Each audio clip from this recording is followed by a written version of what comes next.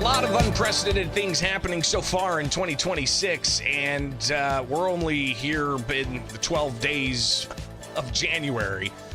And the latest pretty unprecedented thing is the Federal Reserve Chair putting out a message Sunday about an investigation into the Federal Reserve spending. Now, what is the Federal Reserve? Take out that dollar bill in your pocket. You've got it. And look at the top. It says Federal Reserve Notes. The Federal Reserve was created in 1913 to be a central bank for the United States and ultimately conducts monetary policy. The Federal Reserve's been criticized for years and years ago. It feels like now you had efforts underway amongst libertarians to audit the Fed, and some even filing measures at the Capitol to end the Federal Reserve.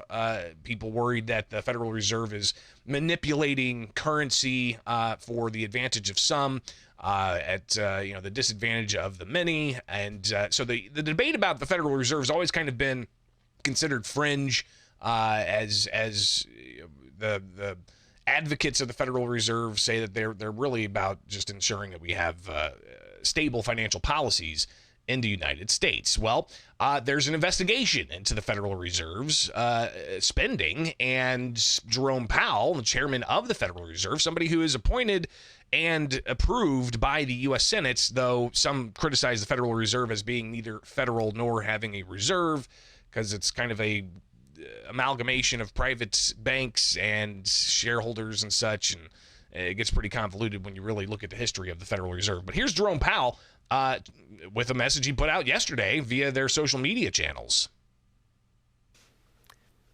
On Friday, the Department of Justice served the Federal Reserve with grand jury subpoenas, threatening a criminal indictment related to my testimony before the Senate Banking Committee last June. That testimony concerned in part a multi-year project to renovate historic Federal Reserve office buildings. I have deep respect for the rule of law and for accountability in our democracy. No one, certainly not the chair of the Federal Reserve, is above the law. But this unprecedented action should be seen in the broader context of the administration's threats and ongoing pressure. This new threat is not about my testimony last June or about the renovation of the Federal Reserve buildings. It is not about Congress's oversight role. The Fed, through testimony and other public disclosures, made every effort to keep Congress informed about the renovation project. Those are pretexts. The threat of criminal charges is a consequence of the Federal Reserve setting interest rates based on our best assessment of what will serve the public, rather than following the preferences of the president. This is about whether the Fed will be able to continue to set interest rates based on evidence and economic conditions, or whether instead monetary policy will be directed by political pressure or intimidation. I have served at the Federal Reserve under 4 administrations, Republicans and Democrats alike. In every case, I have carried out my duties without political fear or favor, focused solely on our mandate of price stability and maximum employment. Public service sometimes requires standing firm in the face of threats. I will continue to do the job the Senate confirmed me to do, with integrity and a commitment to serving the American people. Thank you. Again, Jerome Powell, chairman of the Federal Reserve, with a statement they put out via the Federal Reserve's official social media channels last night. Also last night, President Donald Trump talked about how he wants to see the Federal Reserve lower interest rates, something he's been very critical of the Federal Reserve about, saying that the economy is doing great, and, the president, as bombastic as his critics say he is, saying it's the best economy in the world. And, I think you've heard the line before, the United States was dead under the Biden administration, but now it's the hottest thing in the world. So the president says that high interest rates is holding down the economy. Last night on Air Force One, he was asked about some interest rate policies. Here's on the Friday, president the Department of Justice last night, again on Air Force One.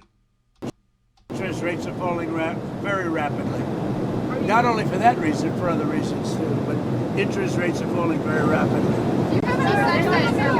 With no help from the Fed, because we have a total stiff at the Fed. No, I want a cap on credit card interest rates. because, you know, some of them are 28, almost 30%. And that, people don't know they're paying 30%. The people out there, you know, they're working and they have no idea that they're paying 30%. No way. We're putting a 1-year cap at 10%, and that's it. They know it.